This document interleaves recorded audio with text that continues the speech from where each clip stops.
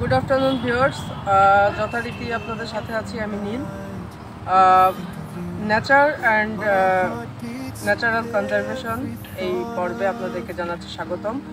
আজকের ওয়েদারটা খুবই gloomy and nice, ডিজলিং, sometimes it's raining. And আমরা আজকে যে বিষয়টি নিয়ে কথা বলবো সেটা খুবই ইম্পর্ট্যান্ট একটা বিষয়, প্রকৃতি জীববৈচিত্র্য নিয়ে। এবং এই বিষয়টি নিয়ে আমি দীর্ঘদিন ধরে আমার পোস্ট ডক্টরাল কাজও করেছি, সেটি হচ্ছে ওয়েটল্যান্ড ম্যানেজমেন্ট। তো আমরা যে জায়গাটিতে দাঁড়িয়ে আছি দেখেন, এটা একটা বিশাল, অ্যাকচুয়ালি ওয়েটল্যান্ড না, এটা একটা মার্শ ল্যান্ড, একটা মার্সি ল্যান্ড। তো এই ল্যান্ডটাতে আজ থেকে 15 বছর আগে, আসলে আপনারা বিশ্বাস করবেন কিনা জানি না, আজ থেকে 15 বছর আগে এই জায়গাটিতে প্রচুর বক, প্রচুর মানে ডাইভার্সিফাইড পাখি আসতো, ইভেন মাইগ্রেটরি বার্ড আসতো বিভিন্ন দেশ থেকে, সাইবেরিয়া থেকে আমরা দেখেছি।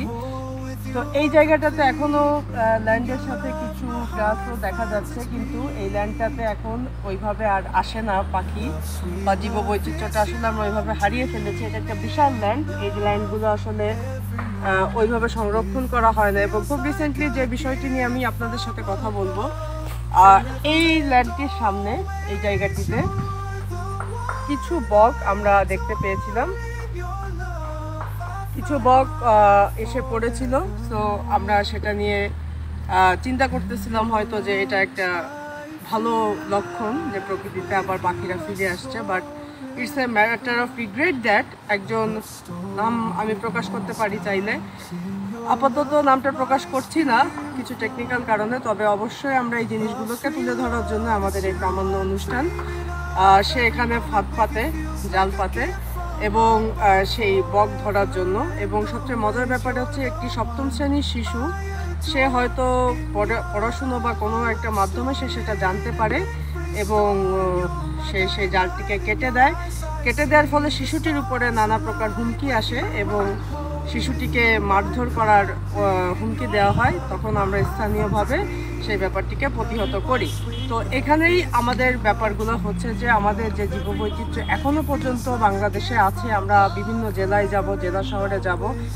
আজকে আমরা আছি বাগেরহাট জেলা শহরে, তো এখানের একটি প্রত্যন্ত গ্রামে। তো আমরা আস্তে আস্তে করে দেশের সবগুলো জায়গাতে দেখাবো আপনাদেরকে যে এখনও যে এরিয়াগুলোতে এভাবে মার্সি বা সোয়াম্প ল্যান্ডগুলো আছে, ওয়েটল্যান্ড কনজারভেশনের জন্য আমাদের যে পদক্ষেপগুলো ত্বরান্বিত করা দরকার সেটা হচ্ছে যে বন্যপ্রাণী সংরক্ষণ আইন 1973 যে অ্যাক্টটা আছে সেটাকে সংশোধন করা এবং এই ধরনের যারা এখনও বন্যপ্রাণী নিধনে সক্রিয় আছে তাদের ব্যাপারে সকলকে সচেতন করা। তো আজকের মতো এখানে পর্বটি শেষ করব এবং আমরা অবশ্যই আগামীতে আমরা যারা মেইন কালপ্রিট, যারা এই কাজগুলো করে থাকে, তাদের তথ্য সহ সচিত্র প্রতিবেদনে আপনাদের সাথে আবার দেখা হবে।